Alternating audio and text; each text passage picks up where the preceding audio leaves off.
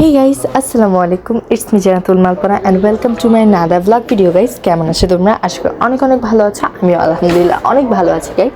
তো তোমরা তো অনেকেই জানো যে আমি ঈদের ছুটি কাটাতে গ্রামে গিয়েছিলাম। আর গ্রাম মানে আনন্দ, গ্রাম মানে একতা, গ্রাম মানে একটা ভালো লাগার জায়গা।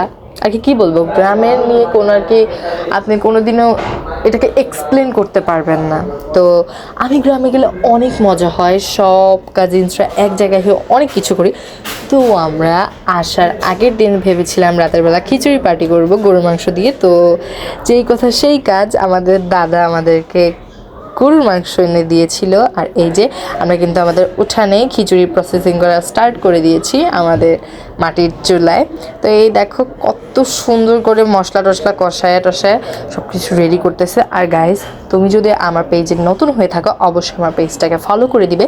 আর আমার চ্যানেল যদি তুমি নতুন হয়ে থাকো, নতুন নতুন ভিডিও পেতে অবশ্যই আমার চ্যানেলটাকে সাবস্ক্রাইব করে দিবে এবং আমার সব ভিডিওসগুলোতে লাইক কমেন্ট অ্যান্ড শেয়ার করে দিবে।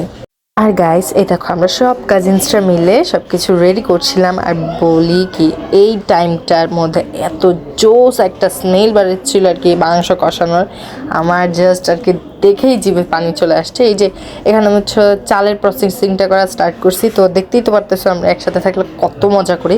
এই যে বানানো শেষ, তো সর্বপ্রথম আমি টেস্ট করতেছি। আর ভাই, এটা এত মজা ছিল আর কি, সবাই মিলে যাই খাই না কেন একসাথে খেলে অনেক মজা হয়। তো এই যে আম্মু আমাদেরকে বেড়ে দিচ্ছিল, এরপর আমরা একসাথে খাবো অ্যান্ড সবার রিভিউ নিব আসলে কেমন হয়েছে। তো এই যে প্রথমে আমাদের জুই রিভিউ দিচ্ছে, এটা নাকি অনেক বেশি মজা হয়েছে। তারপর আমাদের মনিকা, ও বলতেছে সেই হয়েছে, সেই মধু মধু।